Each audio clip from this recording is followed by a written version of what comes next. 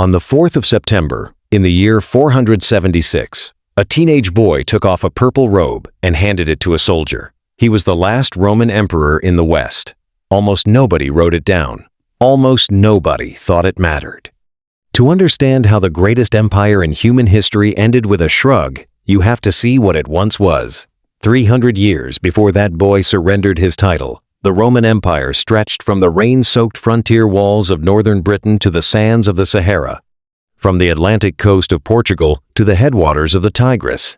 It wrapped the entire Mediterranean Sea, every single coastline of it, so completely that Romans did not call it the Mediterranean. They called it Mare Nostrum, our sea. A merchant could sail from Spain to Syria and never once leave Roman jurisdiction. A message could travel from the Rhine to the Nile on paved roads maintained by a single government. 65 million people, perhaps a fifth of everyone alive on Earth, woke up every morning under the same law, spent the same coins, and appealed to the same emperor. It covered 5 million square kilometers. It had stood for over 1,000 years, counting from the founding of the city itself, and for 5 centuries as a Mediterranean superpower with no serious rival on the planet. Its army was the most sophisticated fighting machine the world had yet produced. Its engineers moved water across mountain ranges. Its capital held 1 million people at a time, when a large European town meant 5,000. And then, across the next 200 years, all of it came apart. The frontiers dissolved. The armies vanished. The cities emptied. The roads fell silent. The population of Rome itself collapsed from 1 million to perhaps 30,000, a city rattling around inside walls built for a giant. Aqueducts that had run for 400 years stopped running and would not run again for 1,000. How does something that big die? Not in one battle, not in 1 year, not because of one enemy. The fall of Rome is the greatest collapse in recorded history, and the story of it is stranger, slower, and far more human than the legends suggest. There was no single moment when the lights went out. There were 100 moments, each one survivable on its own, that together became a landslide. This is the whole story. Why Rome rose so high in the first place. The century when it nearly died and clawed its way back. The refugee crisis that broke the Eastern Army in a single afternoon. The winter river crossing that let a whole world walk through the front door. The day the unthinkable happened and Rome itself was sacked. And what the greatest minds of the age wrote when they heard the news. The Hun who made emperors beg. The quiet, almost embarrassed end in 476.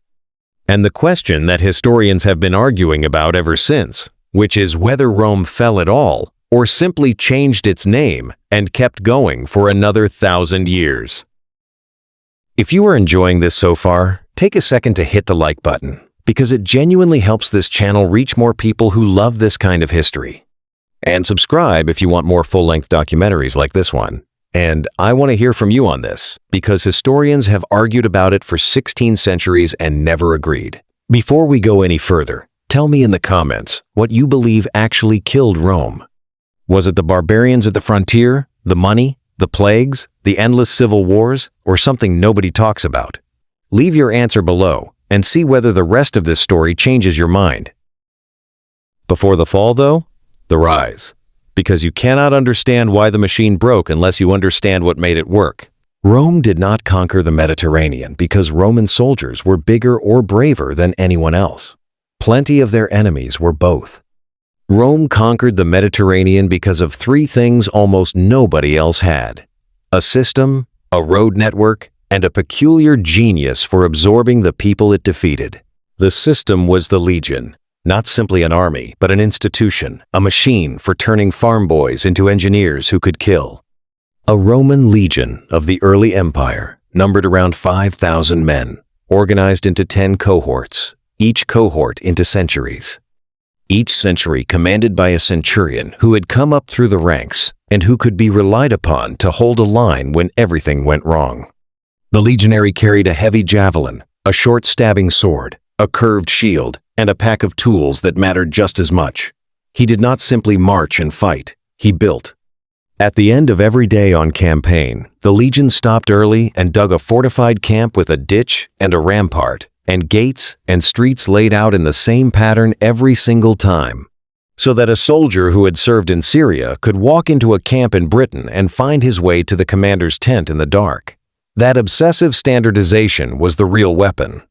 It meant Roman armies almost never got ambushed at night, almost never lost their supply chain, and could operate for years in hostile country while their enemies had to go home for the harvest. The roads came next.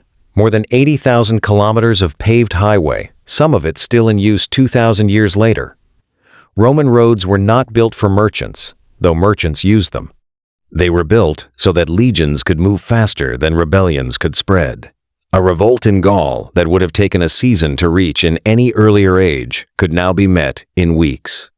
The roads carried something else too, something less visible and more important. They carried information.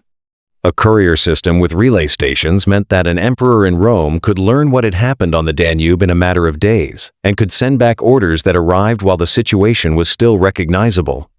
The third thing was the strangest, and it is the one that most people miss. Rome absorbed its enemies. Where other ancient empires ruled conquered peoples as permanent subjects, Rome handed out citizenship. Slowly at first, then in floods.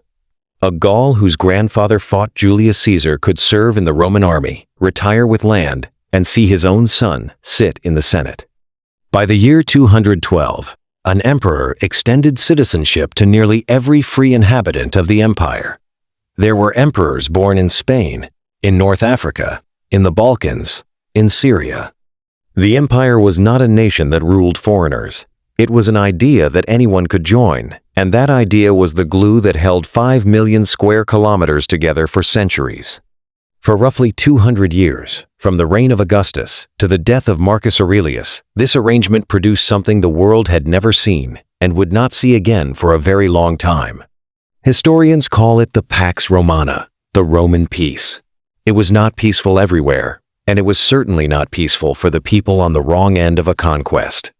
But across the great inner sea, for the better part of 8 generations, ordinary life went on without invasion. Trade moved, cities grew, libraries filled. An 18th century historian would call it the period in the history of the world during which the human race was most happy and prosperous, and while that is an exaggeration, you can understand why he said it. So what went wrong? Here is the first thing worth understanding, and it undercuts almost every simple explanation you have ever heard. Rome did not fall because it got soft, or lazy, or decadent. Rome fell while fighting furiously for centuries, with armies that kept winning battles right up until the end. It fell for reasons that were structural, financial, epidemiological, and geographic, and the first great crack opened in the middle of the 3rd century. The trouble began, as it so often does, with money and disease. In the year 165, soldiers returning from a campaign in the east brought something back with them. It moved along the roads that had been built to move legions, and it moved fast. Modern scholars believe it was smallpox. The Romans called it the Antonine plague, and over 15 years it may have killed between 5 and 10% of everyone in the empire, with far worse mortality in the crowded cities and the army camps. Marcus Aurelius himself may have died of it. Not quite a century later, a second pandemic arrived, the plague of Cyprian, and by the accounts that survive, it was even worse, killing thousands a day in Rome at its peak. Understand what a plague does to an empire like this one. It does not simply kill people, it kills taxpayers, and it kills soldiers, and it kills the farmers whose surplus fed both. The Roman state ran on a fairly narrow margin. It needed a certain number of working farms to produce a certain amount of grain and coin to pay a certain number of soldiers to hold a frontier that was thousands of kilometers long. Remove 1/10 of the population twice in a century, and the arithmetic stops working. At the same moment, the empire's greatest structural weakness came due. Rome had never solved the problem of succession. There was no law of inheritance for the throne, no clear rule, nothing but custom and the loyalty of the army. And the army had learned a dangerous lesson. It could make emperors. It had learned this as early as the year 69, the year of the 4 emperors, and it never unlearned it. Then, in the year 235, an emperor named Severus Alexander was murdered by his own troops on the German frontier, and the dam broke. What followed is called the crisis of the 3rd century, and for 50 years, the Roman Empire came closer to annihilation than at any other point in its history. Between 235 and 284, there were more than 20 men who could reasonably be called emperor, and some counts run to 50, if you include every general who put on a purple cloak and was killed within the year. The average reign was measured in months. Almost none of them died in bed. Generals fought generals, legions fought legions, and every civil war pulled troops off a frontier that immediately came under pressure from outside. And the pressure was enormous, because Rome's neighbors had changed. To the east, the old Parthian dynasty had been overthrown and replaced by the Sasanian Persians, a resurgent, aggressive, ideologically confident empire that regarded the Roman East as territory to be reclaimed. To the north, the tribal world beyond the Rhine and Danube had been consolidating for generations.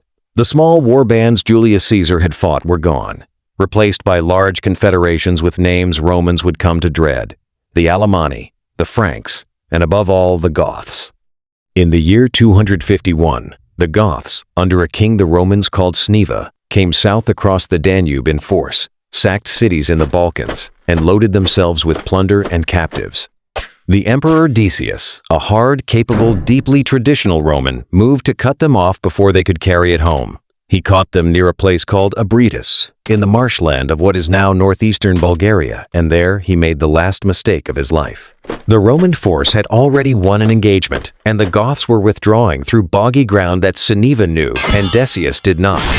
Sneva arranged his men in 3 lines with the marsh at his back, and the Romans, sensing a beaten enemy, pushed forward hard. They broke the first Gothic line. They broke the second. Decius' son Herennius was struck by an arrow and killed in the advance, and by the accounts that survive, Decius steadied the troops and told them the loss of 1 soldier changed nothing. The legions kept coming, into ground that got softer with every step, until the heavy Roman infantry was floundering knee-deep in mud with its formation coming apart. Then the 3rd Gothic line hit them. It was a slaughter. The Roman army was destroyed in the marsh, and Decius was killed somewhere in it. His body never recovered. He became the first Roman emperor in history to die in battle against a foreign enemy. The Romans then had to buy the Goths off with an annual payment to leave, which taught the tribes across the Danube a lesson they would never forget. The empire could be beaten, and beaten Romans paid. 9 years later, it got worse, in a way that was almost inconceivable. The Emperor Valerian marched east against the Persian king Shapur, met him near Edessa, was defeated, and was taken alive. A Roman emperor, captured by a foreign king. Shapur had the scene carved into a cliff face at Nakshi Rustam, where you can still see it today, the mounted Persian king and the Roman emperor kneeling before him. Valerian died in captivity. The stories about what was done to his body afterward may be Roman propaganda, but the humiliation was real and it was permanent. And then the empire did something that should have been the end. It broke into 3 pieces. In the West, a commander named Postumus was proclaimed emperor by his troops and established what modern historians call the Gallic Empire, taking Gaul, Britain, and Spain out of the central government's control. He did not march on Rome. He simply governed his own Roman state, with his own senate and his own coins, and defended his own frontier for 14 years. In the east, the caravan city of Palmyra had a brilliant client ruler whose widow, Zenobia, took power in her son's name and expanded outward with startling speed, seizing Syria, then Egypt, the breadbasket that fed Rome itself, then most of Asia Minor. By the year 271, the Roman Empire on the map was a shrunken central rump of Italy, Africa, and the Balkans, with a rival Roman state to the west and a rival empire to the east. That should have been the end of the story. It was not, because of what happened next, and it is the least famous great comeback in history. In the year 270, the army raised up a Balkan officer named Aurelian. He had risen from nothing through the ranks, in an age when that was becoming the only way to rise. He was 55 years old, ferociously disciplined, and by every surviving account, absolutely terrifying to serve under. He would rule for 5 years, and in those 5 years he did something no one thought possible. He began by dealing with an invasion.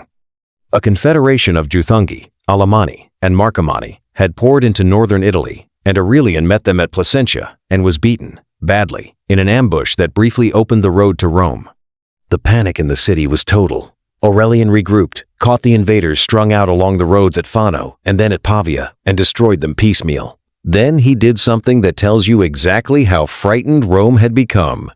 He ordered the construction of a massive defensive wall around the capital, 19 kilometers of brick-faced concrete, 12 meters high, with hundreds of towers. Rome had not needed walls for 500 years. It needed them now, and those walls are still standing today.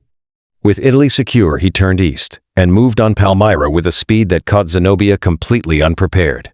Her strength was her cavalry, the Clibonari, heavily armored horsemen on armored horses, a hammer designed to shatter infantry. Aurelian knew it. Outside Emei near Antioch, he put his own light cavalry out front with orders that must have sounded insane. Do not fight, run. The Palmyrene heavy cavalry charged, the Romans turned and fled, and the armored horsemen chased them, in armor, in Syrian summer heat, for kilometer after kilometer. When the pursuers were exhausted and scattered, the Roman cavalry wheeled about and cut them apart. He used the same trick again at Emesa when the Palmyrenes came out to fight a second time, and when their cavalry once more broke through and pursued, the Roman infantry in the center simply turned and took the disorganized horsemen in the flank with club and blade. Palmyra was taken. Zenobia was captured trying to escape east to Persia, and Aurelian, in an act of considerable political theater, did not execute her. He paraded her through Rome in gold chains and then, by most accounts, let her live out her days as a Roman noblewoman in a villa near Tivoli. Then he turned west. The Gallic Empire had been weakening under its own succession problems, and its last ruler, Tetricus, met Aurelian at Chalons in the year 274. What happened there was less a battle than a betrayal. The surviving accounts say Tetricus had already opened negotiations, and that he deserted his own army mid-battle and went over to Aurelian, leaving his soldiers to be cut down in a fight their commander had already conceded. The Gallic Empire ended that afternoon. In under 5 years, Aurelian had reunited the entire Roman world. The Senate gave him a title that had never been used before and would never really be used again: Restitutor Orbis, restorer of the world. He was murdered the following year by his own officers over a forgery. His secretary, fearing punishment for some minor corruption, faked a list of officials the emperor supposedly planned to execute and showed it to the men on the list. They killed him on the road in Thrace. When they discovered the list was fake, the army was so appalled that it reportedly refused to name a successor for weeks and asked the Senate to choose one instead. That is the 3rd century in a single life. A world nearly lost, saved by an extraordinary man who was then destroyed by a lie told by a frightened clerk. The empire survived the crisis, but it did not survive it unchanged, and the changes are the real story. To hold the frontiers in an age of constant invasion, Rome had to militarize completely. The army grew from perhaps 300,000 men to something closer to 600,000, and every one of them had to be paid, fed, and equipped by a population that 2 plagues had thinned. To pay for it, emperors debased the currency, cutting the silver content of the coinage again and again until the standard silver coin was a copper token with a wash of silver on the surface. And the result was inflation so severe that in some regions people simply stopped using money and went back to barter. To stop the tax base from evaporating, the state began binding people to their jobs and their land by law. The son of a baker had to be a baker. The son of a farmer on an estate could not leave that estate. The empire that had once absorbed foreigners by making them citizens was now freezing its own citizens in place. Rome had survived, but the thing that survived was harder, poorer, more bureaucratic, and far more brittle than the thing that had gone into the crisis. Into that hardened, frightened world came the man who would remake it, Diocletian, another Balkan soldier from a family so obscure that his father may have been a freed slave. He took power in the year 284 and ruled for 21 years, and he looked at the fundamental problem of the empire with the cold eye of an engineer. The problem, as he saw it, was size. One man could not defend a frontier that ran from Scotland to the Sahara, and any general far enough from the emperor to act independently was a general who might be proclaimed emperor by his own troops. Diocletian's solution was radical. Stop pretending one man could do it. He appointed a co-emperor, Maximian, to rule the West, while he ruled the East. Then he split it again, giving each senior emperor a junior colleague with his own court and army. 4 rulers. Historians call it the Tetrarchy, the rule of 4. It worked for a while, and it changed the shape of the empire permanently. The city of Rome ceased to be the capital in any functional sense. The emperors ruled from wherever the frontier needed them, from Trier on the Rhine, from Milan, from Sirmium on the Danube, from Nicomedia in Asia Minor. The Senate in Rome became ceremonial. Provinces were subdivided into smaller units to make governors weaker and rebellion harder. The imperial court took on the trappings of an Eastern monarchy, with the emperor no longer the first citizen but a remote sacred figure whose subjects prostrated themselves in his presence.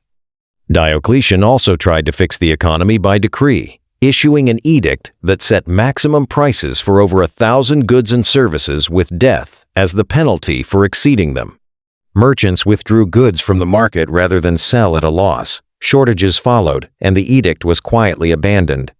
And in the year 303, he launched the last and largest persecution of Christians in Roman history, ordering churches demolished, scriptures burned, clergy imprisoned, and eventually requiring every subject to sacrifice to the traditional gods on pain of death.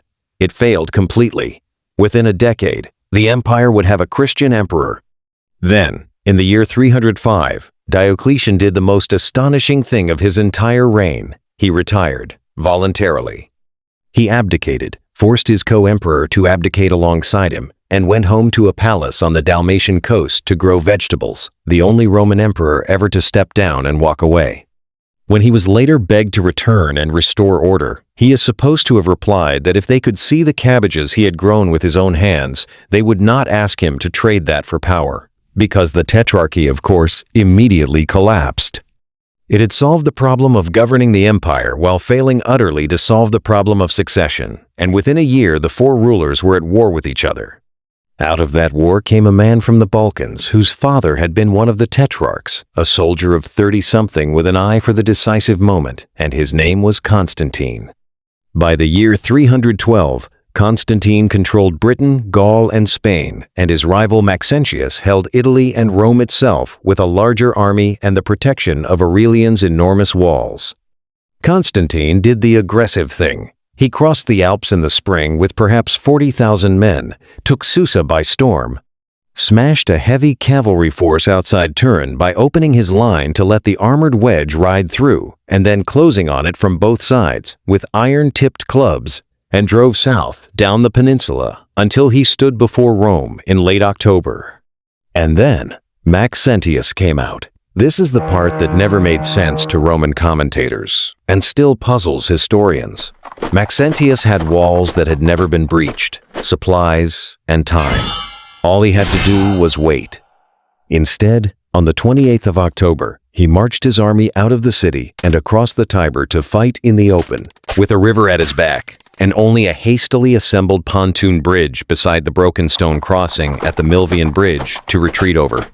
The story goes that on the night before, Constantine saw something in the sky, a cross of light with words attached, and that he ordered his soldiers to paint a symbol on their shields. Whatever happened in that camp, the battle itself was straightforward and merciless. Constantine's cavalry, veterans of years of frontier fighting on the Rhine, broke the Maxentian horse on the wings and then rolled inward onto the infantry.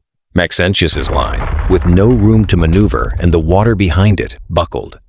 The retreat became a rout. The rout funneled onto the pontoon bridge, and the bridge, under the weight of thousands of panicking men, gave way. Maxentius went into the Tiber in armor with the rest of them and drowned. His body was pulled from the mud the next day. Constantine entered Rome as sole ruler of the West, and the following year, with his Eastern colleague, he issued an edict granting Christians and everyone else the freedom to worship as they chose. The persecuted faith of a decade earlier became legal, then favored, then imperial.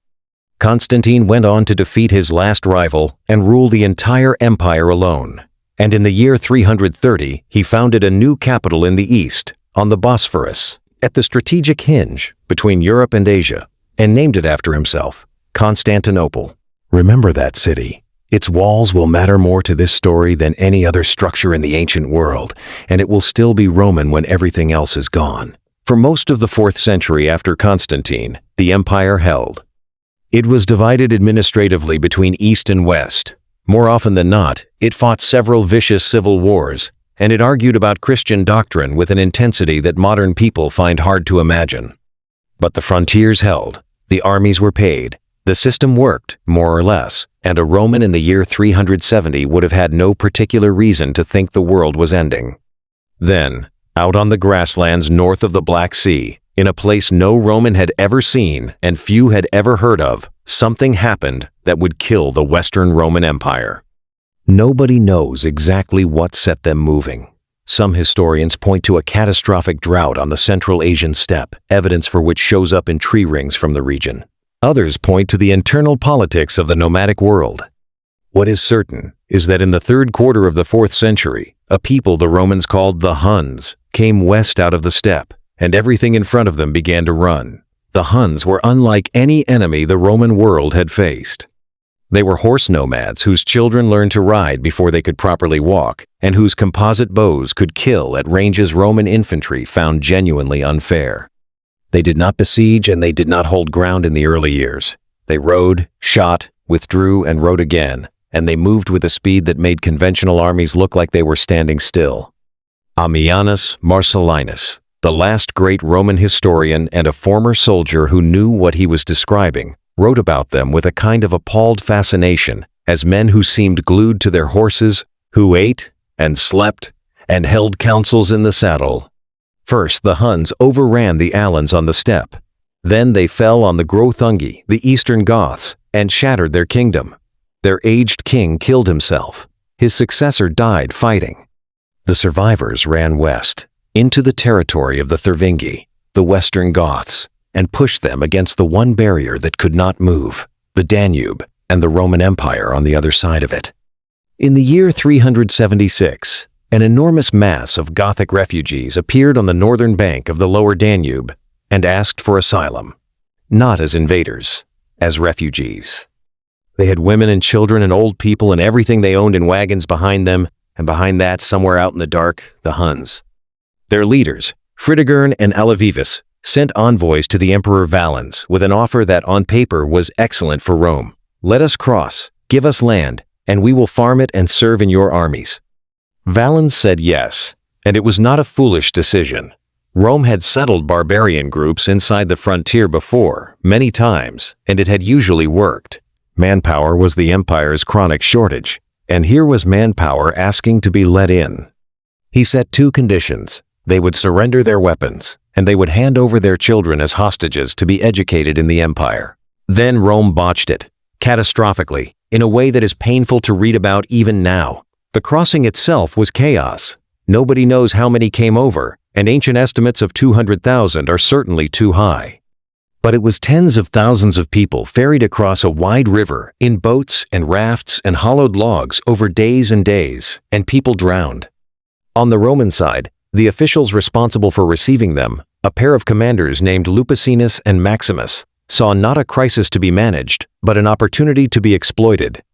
The promised food did not arrive, or arrived and was sold at prices designed to strip the refugees of everything they carried. The chroniclers record that Goths were reduced to trading a child into slavery for a dog to eat. The disarmament was carried out sloppily and corruptly, with weapons kept in exchange for bribes, which meant the empire got the humiliation of the policy without the security of it.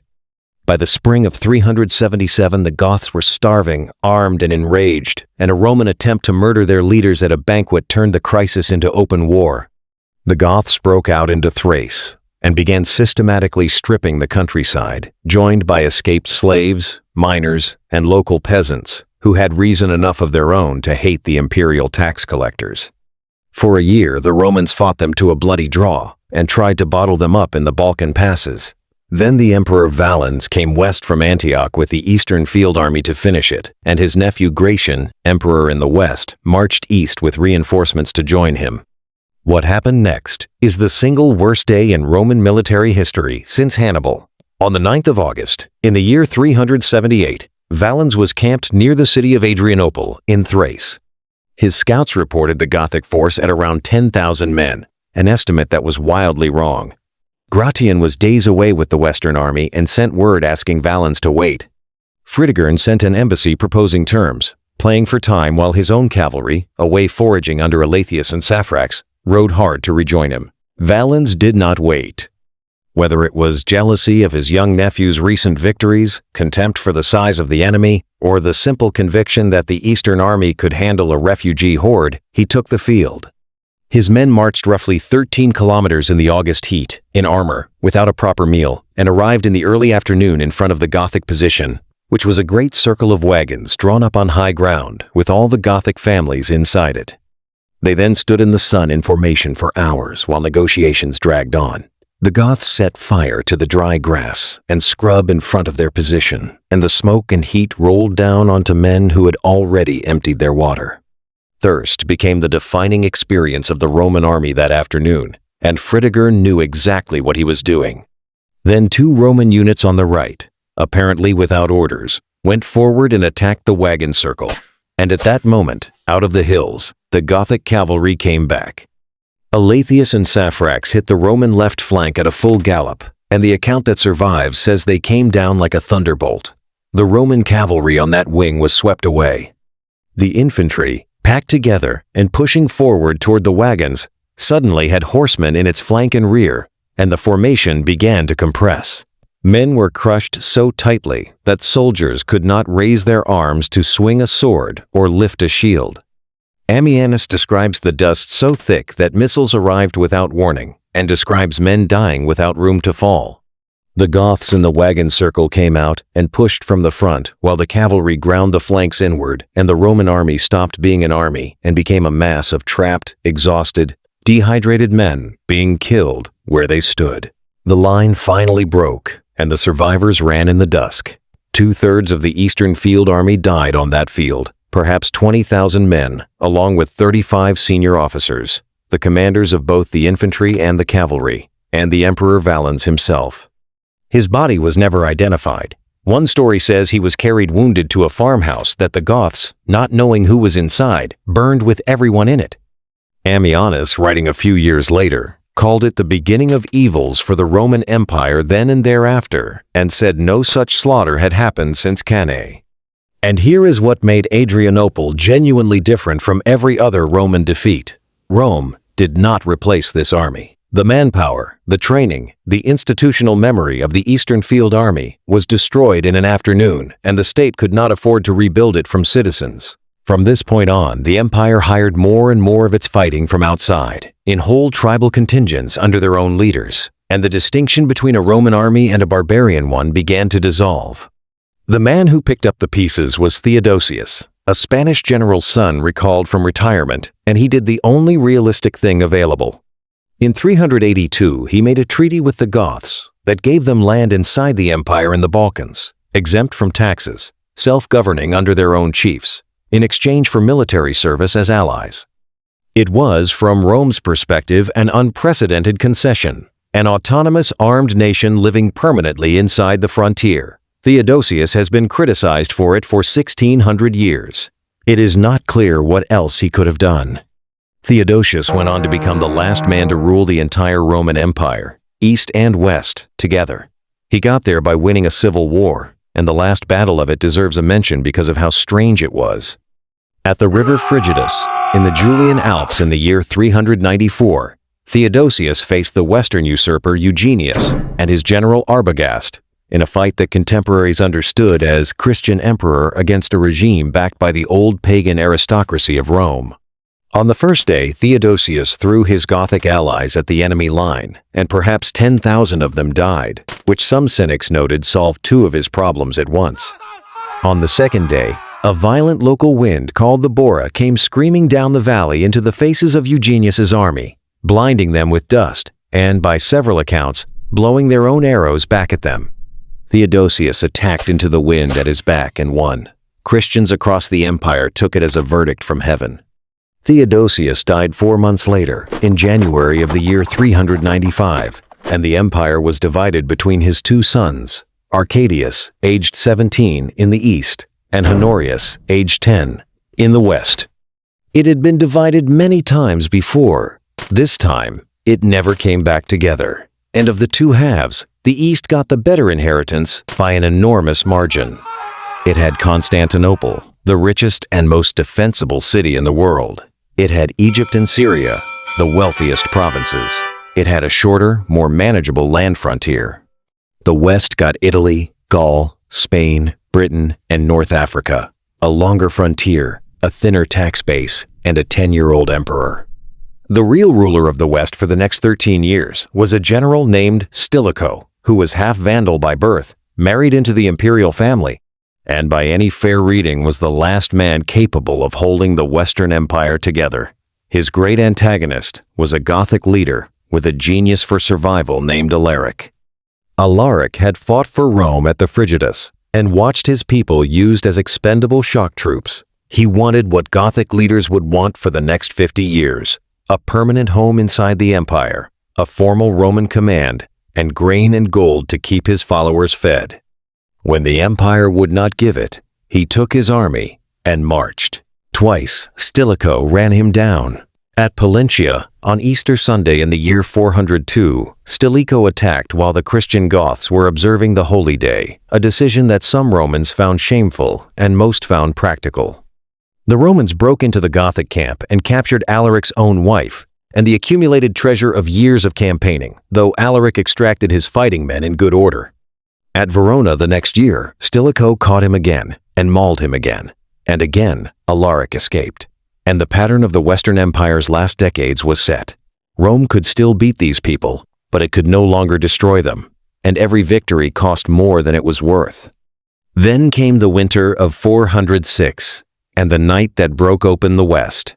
On the last day of December, by the traditional date, an enormous coalition of Vandals, Alans, and Suevi crossed the frozen Rhine near Mainz and poured into Gaul. There was almost nothing to stop them, because Stilicho had stripped the Rhine garrisons to deal with a Gothic invasion of Italy the year before. The Franks put up a fight and were overwhelmed.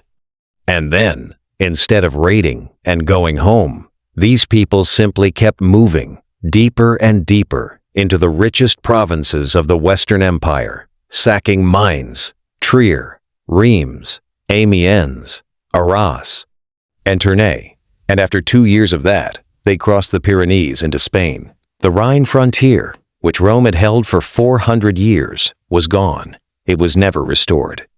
In Britain, the garrison watched Gaul dissolve, concluded that the central government had lost control, and raised up its own emperor, who promptly took what remained of the British field army across the Channel to fight for Gaul and never brought it back. When the British provinces later wrote to the Emperor Honorius begging for military help, they received a reply that was effectively an eviction notice. Look to your own defenses. Roman Britain, after nearly 4 centuries, simply ceased to be governed by Rome, and no one ever came back. In the middle of this catastrophe, the imperial court at Ravenna, which had moved there because it was surrounded by marshes and easy to defend, decided that its greatest threat was its own commander-in-chief. In the year 408, Honorius was persuaded that Stilicho was plotting to put his own son on the throne. Stilicho was arrested and executed. Roman troops then massacred the families of the barbarian soldiers serving in the Western Army, wives and children in the garrison towns of Italy, and 30,000 of those soldiers walked out of Roman service and straight into the arms of Alaric. Rome had just executed the one man who knew how to fight Alaric and had handed Alaric an army. What happened next was inevitable. Alaric came into Italy and besieged the city of Rome itself, cutting the grain supply. The Senate negotiated and paid an enormous ransom in gold, silver, silk, and pepper to make him go away. He came back. He demanded land and a command, and the court at Ravenna, safe behind its marshes, refused again and again, apparently believing the city could take care of itself. He besieged Rome a second time and set up his own puppet emperor. Then he came back a third time. On the 24th of August, in the year 410, the Salarian Gate opened. Whether by treachery or by starvation, nobody knows. And for the first time in 800 years, a foreign army was inside the city of Rome. The sack lasted 3 days, By the standards of ancient warfare, it was restrained. Alaric was a Christian, and he gave orders that the great churches of St. Peter and St. Paul were to be respected as places of sanctuary. And by most accounts, those orders were largely obeyed. There was no general massacre, but the city was systematically stripped of its portable wealth. Its palaces were plundered and some burned. Its senatorial families were ransomed or dragged into slavery. And the emperor's own sister, Galla Placidia, was carried off as a hostage, later to marry Alaric's successor. The material damage was survivable. The psychological damage was not. Rome had not been taken by an enemy since the Gauls in the 4th century before Christ. The city was not even the working capital anymore, and it did not matter. Across the Mediterranean world, in Britain and Africa and Syria, people understood that something permanent had happened. In a monastery in Bethlehem, Jerome, the scholar who had translated the Bible into Latin, put down his commentary and wrote that the city which had taken the whole world captive had itself been captured, and that his voice failed and sobs choked him as he tried to dictate the words. And in the North African city of Hippo, a bishop named Augustine watched the refugees arrive from Italy and heard the accusation that was spreading through the empire. The old gods had protected Rome for 1,000 years. Rome abandoned them for Christ. Rome fell. The connection seemed obvious to a great many people, and so Augustine sat down and spent the next 13 years writing an answer. The book he produced is called The City of God, and it is one of the most influential works ever written in the Latin language. Its argument was that there are two cities, one earthly and one heavenly, and that they are woven together in this life, but are not the same, and never were. Rome was never eternal. No empire is. Empires rise and fall according to the providence of God and the sins of men, and the Christian's true citizenship lies in a city that no army can sack. Augustine was, in effect, teaching the Roman world how to survive the death of the thing it had assumed would last forever. There was another current running underneath all of this, and it is worth understanding because it shaped how millions of people interpreted what they were living through.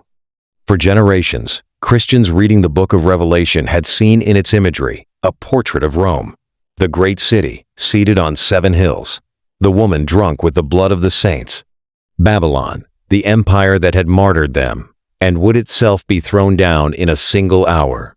When Rome was actually sacked, the parallel was impossible to miss, and it was drawn out loud. Earlier still, the book of Daniel's vision of 4 successive kingdoms had been read by both Jews and Christians as ending with Rome, the 4th beast, the Iron Kingdom that crushed everything. To an educated Christian in the year 410, the fall of Rome was not simply a military disaster. It looked like the turning of a page that had been written centuries in advance, and a great many people concluded the end of the world was at hand. It was not the end of the world. But the Western Empire had perhaps 60 years left, and the next blow would take away the thing it could not live without. The Vandals had crossed the Rhine in that frozen winter of 406 as one group among several. Over the next 30 years, they made the longest and most consequential journey of any people in the entire collapse, and at the end of it, they held the empire's throat in their hand. From the Rhine, they moved through Gaul, plundering as they went. In 409, they crossed the Pyrenees into Spain and settled in the south. There, the Romans did what Romans now did, which was to hire one group of barbarians to destroy another, and the Visigoths were sent into Spain and inflicted terrible losses on the Vandals and their allies. The survivors consolidated under a new king, and he is one of the most capable and least famous figures of the century. His name was Gaiseric, and he ruled for almost 50 years. In the year 429, Gaiseric did something no one expected. He took his entire people, by the accounts that survive around 80,000 men, women, and children, and ferried them across the Strait of Gibraltar into North Africa. Understand what North Africa was to the Roman West. It was the granary. The provinces around Carthage grew the wheat that fed the city of Rome, and they generated an enormous share of the Western Empire's tax revenue. And they had been peaceful for so long that their cities were largely unwalled. Gaiseric moved east along the coast for 10 years, and the imperial response was crippled by the usual poison of the late Western court, which was that the general in Africa was suspected of treason, and the government spent its energy fighting him instead of the invasion. On the 19th of October, In the year 439, Gaiseric took Carthage, the second city of the Western Empire, apparently by marching in while the population was at the races. The wheat stopped. The tax revenue stopped. And then Gaiseric did the thing that made him truly dangerous. He took the Roman fleet in the harbor and built himself a navy, and with it he began raiding the coasts of Sicily, Italy, Greece, and Spain at will. For the first time in 600 years, the Mediterranean was not a Roman lake. Augustine, by the way, died in the third month of the Vandal siege of his own city of Hippo in the year 430. He was 75. He had spent the last decade of his life explaining to a terrified world why the death of an empire was not the death of everything, and he did not live to see how right he would turn out to be. With Africa gone, the Western Empire was a broken thing. And into that moment rode the most famous barbarian in history. The Huns, who had started the whole chain reaction 70 years earlier, had by now settled on the Hungarian plain and built themselves an empire of subject peoples. In the year 434, the leadership passed to two brothers, and by 445, one of them ruled alone. His name was Attila. What made Attila different from every previous nomadic threat was that he had learned siegecraft, largely from Roman engineers and deserters in his service, and he had welded dozens of subject peoples into a single field army. For years he battered the Eastern Empire, ravaging the Balkans, destroying two Eastern Roman armies, and extracting tribute payments in gold so enormous that Constantinople had to melt down temple treasures to pay them. He could not take Constantinople itself because of its walls, and that fact should be filed away for later. In the year 450, he turned west, and he came with a pretext that would be comic if it had not killed so many people. The sister of the Western Emperor, a woman named Honoria who was being forced into a marriage she detested, had sent Attila her ring and a plea for help. Attila chose to interpret this as a proposal of marriage, accepted, and demanded half the Western Empire as her dowry. He crossed the Rhine in the spring of 451 with a coalition army and burned his way across Gaul. Metz fell. Reims fell. Paris was spared, according to the story, because a woman named Genevieve persuaded the citizens to stay and pray rather than flee. Attila drove on to Orleans and had begun to break into the city when the relief force arrived. That force was commanded by Aetius, the last great Roman general of the West, a man who had spent part of his youth as a hostage among the Huns and who knew Attila personally. And Aetius had done the impossible thing. He had persuaded the Visigoths, Rome's enemies for 2 generations, to fight alongside him, along with Franks, Burgundians, Alans, Saxons, and Bretons. It was, in the most literal sense, a coalition of everyone in the West against the man who threatened all of them. They met somewhere on the Catalaunian Plains, in the flat country of Champagne, in June of the year 451. The sources are frustrating about the exact location, but they are vivid about the battle. The ground had a ridge on one side, and both armies understood it was the key to the field. Attila delayed his advance until late in the day, apparently so that a defeat would leave him the cover of darkness to withdraw. The Roman coalition seized the high ground first, and when the Huns charged uphill to take it, they were thrown back with heavy loss and fell into disorder. Aetius held the left with the Romans, the Alans were placed in the center where they could be watched, and Theodoric and the Visigoths held the right. Attila put his Huns in his own center, and his subject peoples on the wings. The fighting was of a savagery that shocked even the men who wrote about it. The Gothic king Theodoric was thrown from his horse and trampled to death by his own men in the press, and when word spread, the Visigoths did not break. They went berserk, drove into the Hunnic flank, and nearly rode Attila down, pushing him back inside his own laager of wagons. Night ended it.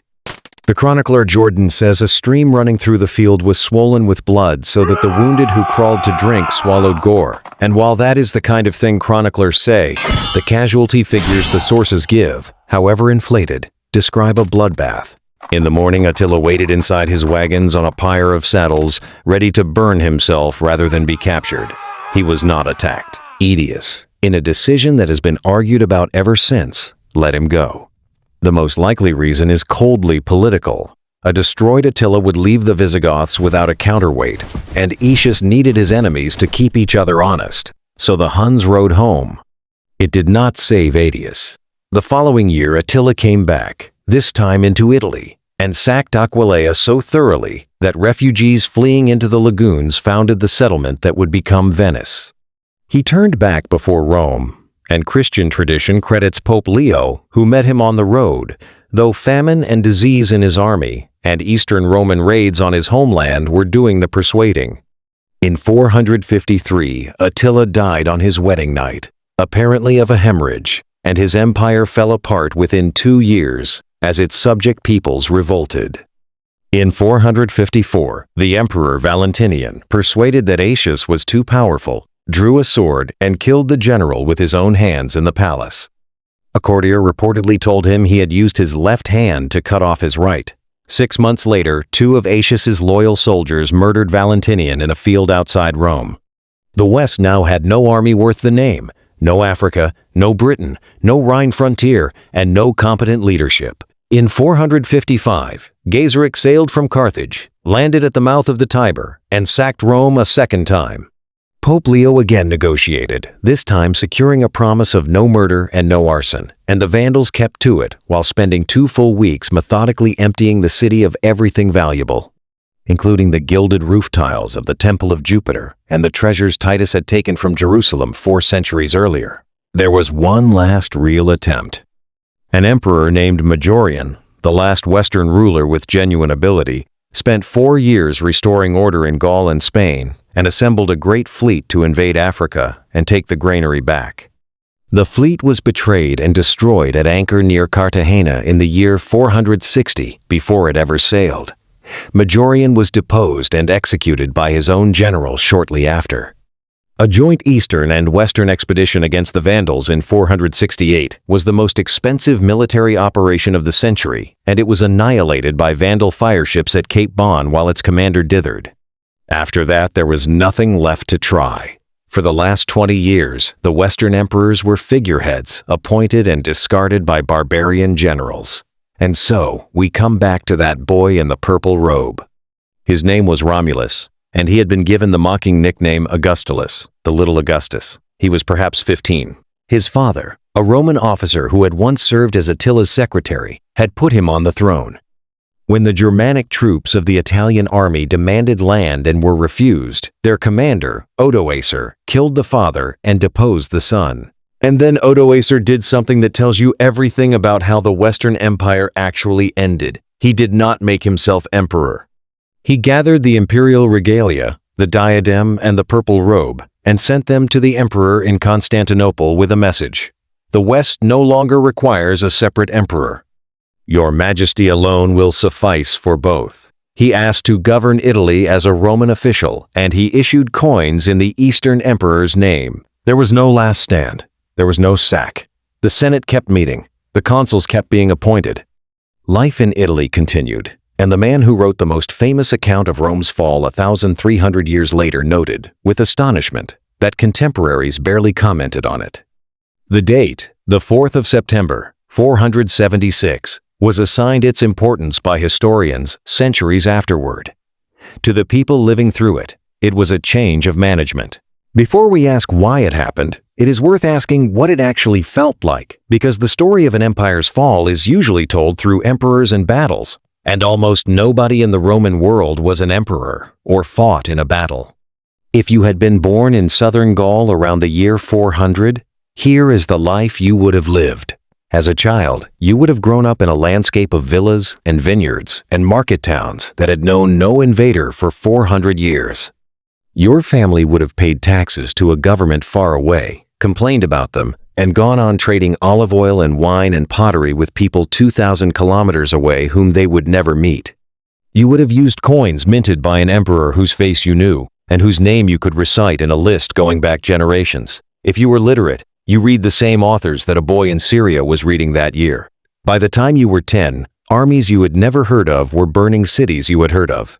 By the time you were 20, the roads had become dangerous, and the long-distance trade in cheap goods was drying up, so the fine tableware your mother had used, mass-produced in North Africa, and shipped across the sea to be affordable to ordinary families, simply stopped arriving.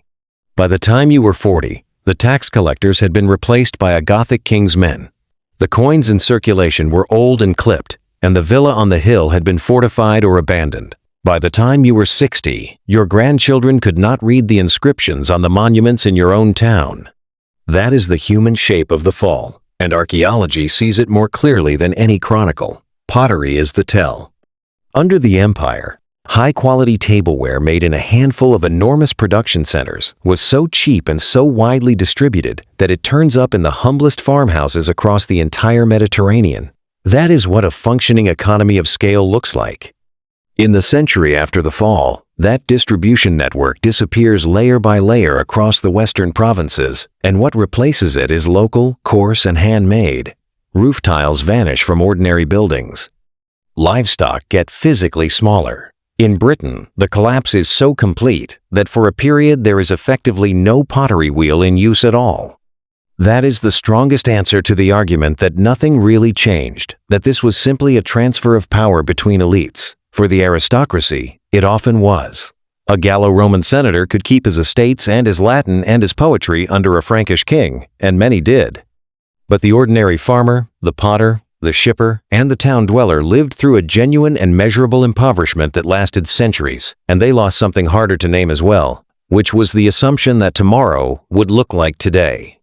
And yet the world that replaced the empire was not chaos. It was a map being redrawn, kingdom by kingdom, and it is worth watching it take shape. The Visigoths, after the sack of Rome and the death of Alaric, moved into southern Gaul and were settled around Toulouse as allies in the year 418. Within 2 generations, they had stopped pretending to be anyone's allies and ruled an independent kingdom from the Loire to Gibraltar. Pushed out of most of Gaul by the Franks in 507, they consolidated in Spain and ruled there for 2 more centuries.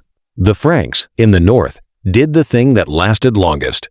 Under Clovis, who took power in the year 481, they absorbed the last Roman enclave in northern Gaul, defeated the Alemanni, and then the Visigoths, and converted to Catholic Christianity rather than the Arian version most other Germanic kings had adopted. That decision aligned them permanently with the Roman Church and the Gallo-Roman aristocracy, and it is the foundation of what becomes France, and eventually of the Frankish Empire that would claim Rome's own title. The Burgundians settled in the Rhone Valley and gave their name to a region that still carries it. The Suevi held northwestern Spain. The Vandals ruled Africa from Carthage with a fleet. The Ostrogoths took Italy. The Anglo-Saxons took lowland Britain. And in the mountains and the far west, the Britons held on and produced the legends that would become the story of Arthur. Look at a map of the Western Mediterranean in the year 500, and you will not see an empire, and you will not see anarchy. You will see about 7 kingdoms, most of them run by Germanic kings who used Roman law, employed Roman officials, spoke Latin at court, and issued coins with the Eastern emperor's face on them, because they still thought of themselves as operating inside a Roman world, even as they carved it up. That is the paradox of the fall. The empire ended, and everyone kept behaving as though it had not, for generations, because nobody could imagine what else there was to be. So why did it happen? 16 centuries later, historians have proposed more than 200 distinct explanations, and the honest answer is that no single one is sufficient. But the serious contenders are worth laying out plainly. The first is military and demographic. Rome ran out of Romans willing and able to fight. Plague, a declining rural population, and the binding of labor to the land shrank the recruiting base, and Adrianople destroyed a generation of trained soldiers who could not be replaced. The empire responded by hiring whole barbarian nations under their own kings, which worked until the day those kings decided to negotiate with swords. The second is financial. Defense consumed the majority of the budget in an economy that was fundamentally agricultural and could not grow fast enough to pay for it. Currency debasement wrecked trade. When Africa fell in 439, the West lost the revenue it needed to hire the soldiers it needed to take Africa back. And once you are inside that loop, there is no way out of it. The third is political. Rome never solved succession, and civil wars did more damage than any barbarian ever managed, because every civil war meant frontier troops marching away from the frontier. Look at the pattern of the last century. Stilicho executed on suspicion, Aetius murdered by his own emperor, Majorian killed by his own general. The Western Empire spent its final decades destroying its own best men. The fourth is the pressure from outside, which was genuinely unprecedented. The Hunnic migration was an external shock on a continental scale, and it did not simply send one enemy at Rome. It sent entire peoples, with their families and their belongings, and nowhere else to go, all at once, into an empire that had been designed to handle raids rather than migrations. And the fifth is structural, and it is the one modern historians increasingly emphasize. The East survived. That is the fact that kills every explanation based on moral decay or Christianity or lead pipes, because the East was just as Christian, just as bureaucratic, and drank from the same plumbing. What the East had was money, a shorter defensible frontier, and a capital that could not be taken. The West had a 1,500-kilometer river frontier, poorer provinces, and no natural strong point. When the shocks came, geography and arithmetic decided which half lived. So what happened after Rome fell? Not the total darkness of legend, and not a smooth continuation either. The truth is somewhere uncomfortable in between. Odoacer ruled Italy for 17 years until the Eastern Emperor, wanting rid of a dangerous Gothic king on his own doorstep, sent Theodoric the Ostrogoth to take it from him. Theodoric killed Odoacer with his own hands at a banquet after a peace agreement, and then ruled Italy for 33 years, and ruled it remarkably well.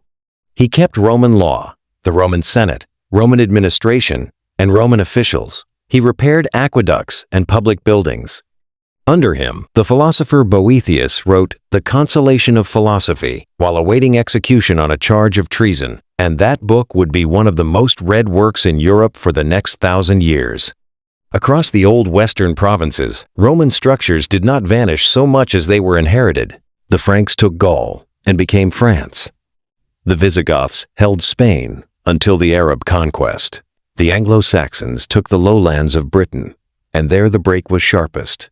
Towns were abandoned, coinage stopped. Mass-produced pottery disappeared so completely that archaeologists find British material culture falling back below Iron Age standards. That is the strongest evidence against the gentle transformation view. In some places, the collapse was real, measurable in the dirt, and it made ordinary people materially poorer for centuries. The Church became the institution that carried the wreckage forward. It had Roman administrative habits, Roman law, Roman Latin, and a network that spanned the old provinces. And where the imperial government evaporated, the bishop often became the man who negotiated with the new king, fed the poor, and kept the records. Monasteries copied manuscripts, and a great deal of what we have of Latin literature survives because of that. And then there is the fact that undoes the whole idea of the fall. The Roman Empire did not end in 476. Its eastern half, ruled from Constantinople, continued without interruption for another 977 years. Its people called themselves Romaioi, Romans, in an unbroken line back to Augustus. Their law was Roman law, codified under Justinian into the collection that underpins the legal systems of most of Europe and Latin America today. Under Justinian, in the 6th century, the empire even took much of the West back. His general Belisarius destroyed the Vandal kingdom in Africa in a single stunning campaign. In the year 533, retook Sicily, and then fought a grinding 20-year war that recovered Italy and part of southern Spain. For a brief window, the Mediterranean was almost Roman again. It did not hold. The wars devastated Italy, far worse than any barbarian settlement had. And in the year 541, a new plague, the first great pandemic of bubonic plague in recorded history, tore through the empire and killed a catastrophic share of its population, gutting the tax base and the army, just as the reconquest needed both. Within a generation, the Lombards took northern Italy, and Justinian's achievement crumbled. What remained was a Roman Empire that became steadily more Greek, more compact, and more medieval, and it endured extraordinary punishment. It survived the Arab conquests that took Syria, Egypt, and Africa in the 7th century. It survived 2 enormous Arab sieges of its capital. It survived the Fourth Crusade in the year 1204, when a Christian army that was supposed to be going to Jerusalem instead sacked Constantinople itself and installed a Latin emperor in it, a wound the empire never fully recovered from. And it survived until the 29th of May, in the year 1453, when the Ottoman Sultan Mehmed II breached the walls of Constantinople with cannon of a size the world had never seen. The last emperor, Constantine XI, tore off his imperial insignia so that he would not be recognized, and charged into the fighting at the breach, and was never found. He had ruled a Roman Empire that traced itself in an unbroken line back 1,480 years to the first emperor. That is the answer to the question people ask most often, which is when Rome actually fell. You can pick your date: 410, when it was sacked; 476, when the last Western emperor was deposed; 1453, when the last Roman emperor died in a breach in a wall. Historians will defend all three. Or you can argue it never fell at all, and there is a serious case for that too, because after 1453, the Ottoman sultans themselves claimed the title Caesar of Rome. The Russian czars claimed to rule the Third Rome, and the word czar is simply Caesar. So is Kaiser. In the year 800, the Pope crowned a Frankish king named Charlemagne as Emperor of the Romans, and the state that grew from that claim called itself the Holy Roman Empire, and lasted until Napoleon dissolved it in 1806. Rome's law shapes courts today. Its language became 5 modern ones and lent English roughly half its vocabulary. Its calendar is on your wall, and 2 of its months are named for a dictator and his heir. Its alphabet is what you are reading right now. Which raises the question people search for more than almost any other about this empire. What if Rome had never fallen at all? It is a fantasy that has fascinated people for centuries, and the honest historical answer is more interesting than the fantasy. Rome was not a machine that broke. It was a specific solution to a specific set of conditions, an agrarian economy binding a sea together with roads and legions, and those conditions were already dissolving.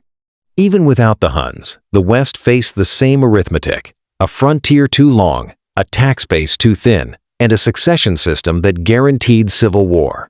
Something like the fall was coming. What the Huns changed was the speed. And there is a case that the fall was the precondition for what came after. A united Mediterranean empire suppresses competitors by definition. The fragmented Europe that emerged from Rome's wreckage was violent and poor for centuries, but it was also plural. A continent of rival kingdoms, and rival churches, and rival universities, where an idea rejected in one place could find a patron in another. Some historians argue that this competition is exactly what eventually produced the scientific revolution. That may be too neat.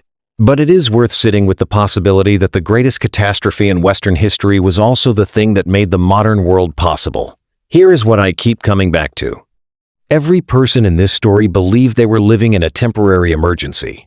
Decius thought he could catch the Goths before they crossed back over the Danube. Valens thought he was fighting 10,000 men. The officials on the riverbank in 376 thought they were managing a refugee problem that would sort itself out. The court at Ravenna thought Rome could take care of itself. Nobody in the entire 200-year collapse ever woke up and said, "Today the empire ends." They woke up and dealt with the crisis in front of them, using the resources they had, and each of those decisions was defensible, and the sum of them was the end of the ancient world. That teenage boy handing over the purple robe in 476 was not the end of anything, because the end had already happened, in 1,000 small places, over generations. In tax records and empty garrison forts and harvests that did not come in, the fall of Rome was not an event. It was a process so slow that the people inside it never saw the shape of the thing until it was already behind them. There is one thread in this story that has not been finished, and it is the greatest of them all: Constantinople. The city Constantine founded, the city Attila could not take, the city that outlived the West by 1,000 years behind the most formidable walls ever built. How those walls held against everything the medieval world could throw at them, and what finally brought them down in 1453, is a story that deserves to be told on its own. And it is the one we will tell next. Thank you for watching all the way to the end. If this was worth your time, hit the like button and subscribe, because there is a lot more of this coming. And I will leave you with a question this whole story turns on, because there is no agreed answer and I want to know where you land. When did Rome actually fall? Was it 410? When the city itself was sacked for the first time in 8 centuries? Was it 476, when a teenage boy handed over the purple robe? Or was it 1453, when the last Roman emperor died in a breach in the walls of Constantinople? Tell me your date in the comments, and tell me why. I read them. Until next time, take care of yourselves, and I will see you in the next video.